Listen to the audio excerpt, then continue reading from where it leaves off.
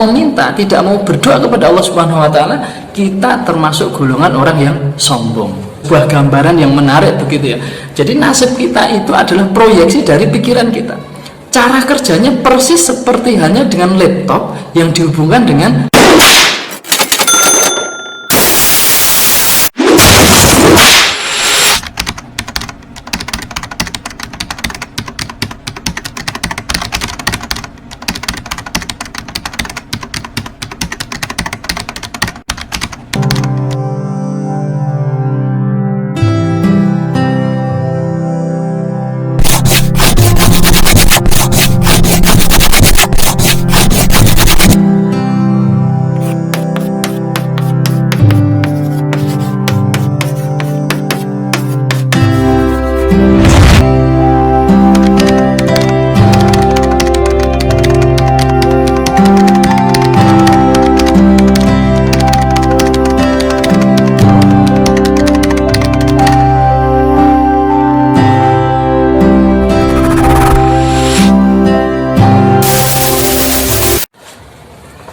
Bismillahirrahmanirrahim. Assalamualaikum warahmatullahi wabarakatuh. Alhamdulillah, puji syukur kepada Allah Subhanahu wa taala yang masih memberikan banyak nikmat kepada kita semuanya.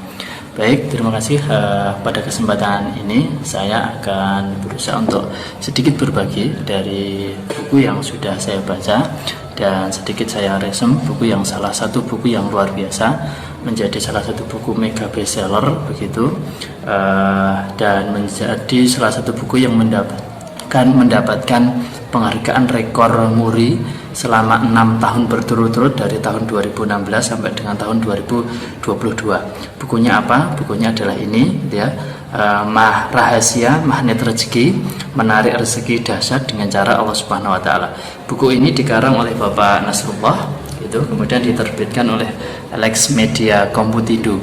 Kebetulan buku ini saya beli di akhir tahun 2021. Kebetulan juga ini cetakan yang ke-47, luar biasa gitu ya. Nah, dalam bab ini nanti ada empat bab yang dibahas dalam buku ini. Nanti akan kita coba bahas satu persatu secara ringkas saja. Saya sudah membuat resumanya, sudah saya tulis. Di depan saya ini ada laptop, sudah saya tulis. Nanti saya tinggal membacakan aja apa yang sudah saya resum gitu ya. Nah, mari kita bahas satu persatu dari keempat bab yang ada di buku ini gitu ya.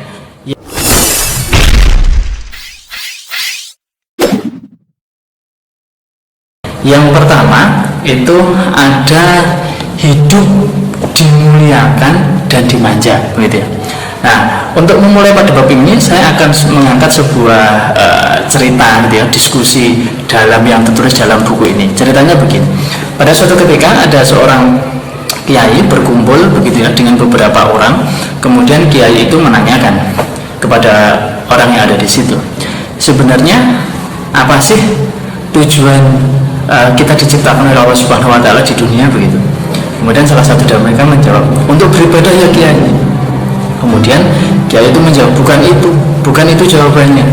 Kemudian ada yang menjawab lagi di forum itu, untuk menjadi khalifah di muka bumi ini ya kiai. Tapi kiai itu kemudian menjawab lagi, bukan itu jawabannya. Kemudian kiai itu menjawab, hakikat kita diciptakan bukan untuk beribadah, bukan untuk menjadi khalifah, tetapi kita diciptakan di dunia ini untuk bersenang-senang.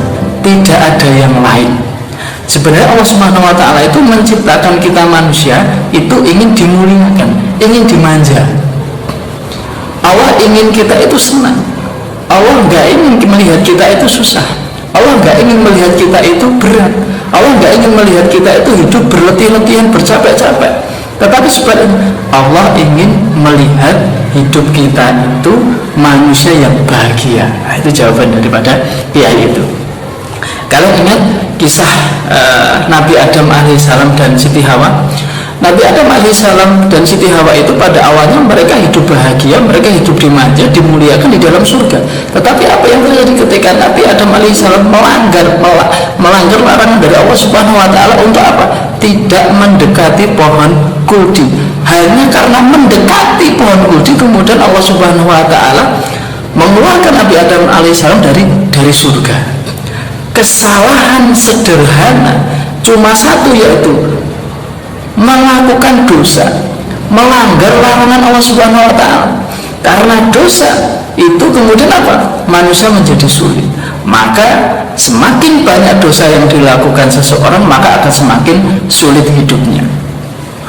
Inti dari bab 1 ini adalah kalau ingin hidup kita itu senang, hidup kita itu dimanja, bahagia, damai, penuh dengan keberkahan dan keberlimpahan rezeki, maka kita jangan melakukan perbuatan dosa.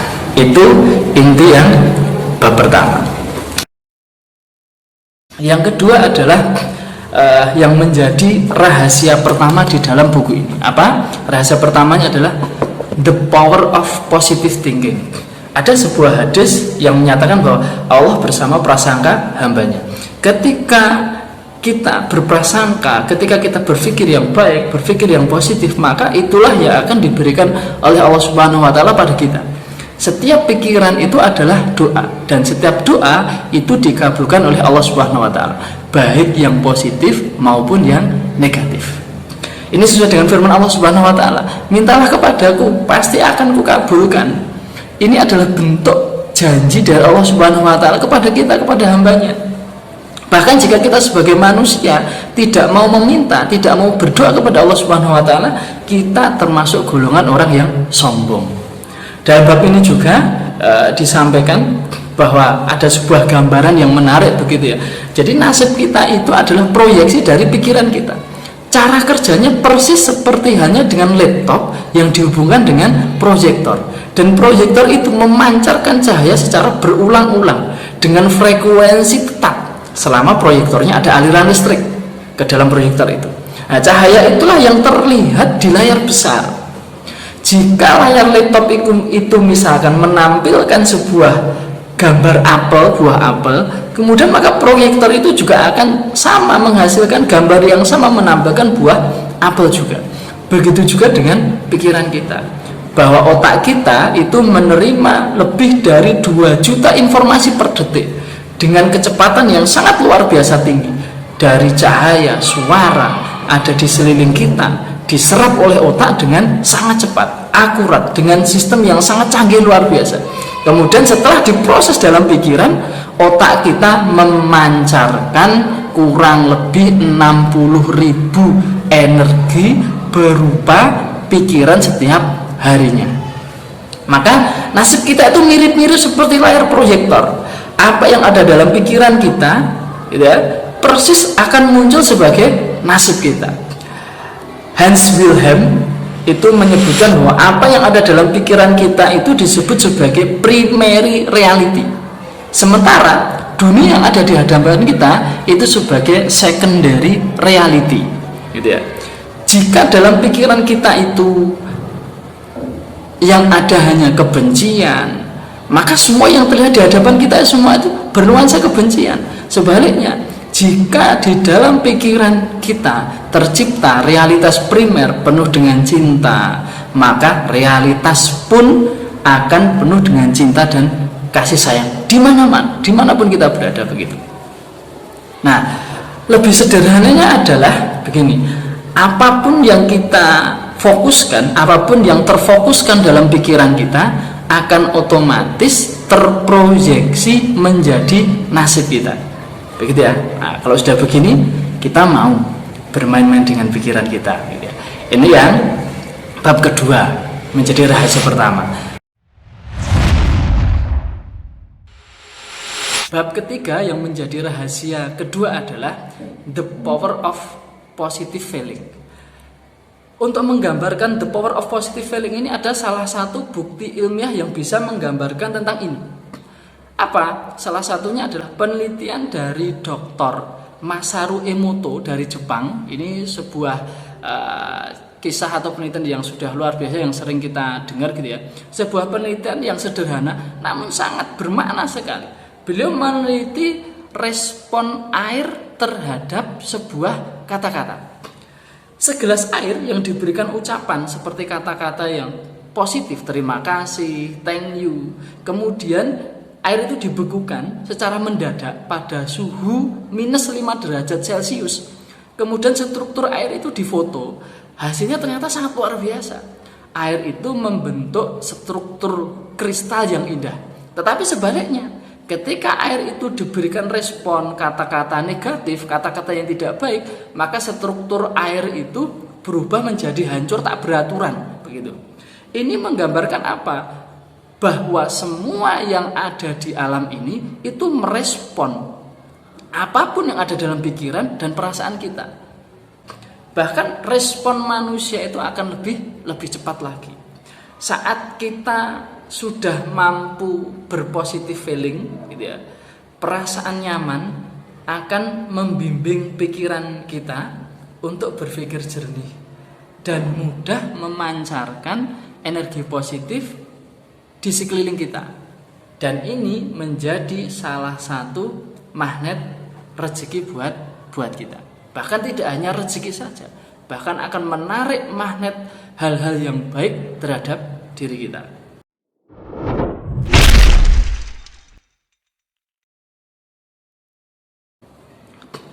Bab terakhir, bab keempat, yaitu menjadi rahasia ketiga, yaitu apa? Positive motivation.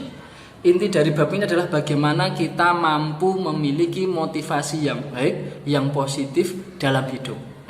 Definisi pertama dari positive motivation ini adalah rezeki akan didapatkan oleh mereka manusia yang mampu membahagiakan manusia yang lain. Fokusnya bukan lagi memikirkan dirinya sendiri, tetapi harus mampu memikirkan orang lain. Semakin orang lain bahagia dengan keberadaan kita, maka semakin banyak dan semakin besar rezeki yang akan mengalir kepada diri kita. Definisi yang kedua adalah rezeki akan didapatkan oleh mereka yang membahagiakan Tuhannya. Sampai dengan detik ini coba kita bayangkan berapa banyak nikmat yang sudah Allah Subhanahu wa taala berikan kepada kita. Kita bisa melihat, kita bisa bernafas tanpa harus membayar, kita bisa bergerak, kita bisa beribadah, kita bisa beraktivitas apapun dengan leluasa. Begitu. Ini adalah bentuk kenikmatan yang luar biasa yang diberikan Allah Subhanahu wa taala. Ini semua ada yang mengendalikan, diatur oleh kekuatan yang maha dahsyat, yaitu siapa? Allah Subhanahu wa taala. Maka tidak ada kata lain, bahagiakan dia, Allah, dengan amalan ibadah dan ketaatan kita. Maka niscaya rezeki kita akan mengalir dengan derasnya. Nah, itu sedikit resum dari saya dari buku ini. Sebenarnya banyak sekali yang bisa kita ambil luar biasa. Ini hampir semua yang ditulis di sini itu daging semua, begitu ya. Jadi karena keterbatasan waktu, saya hanya meringkas sedikit yang sekiranya terpenting inti daripada buku ini, gitu ya. Mudah-mudahan bermanfaat. Jika teman-teman semuanya pengen lebih detail lagi mendalami buku ini, bisa beli buku ini, silahkan. Atau bisa juga pinjem, gitu ya, untuk membaca, silahkan. Itu aja, terima kasih.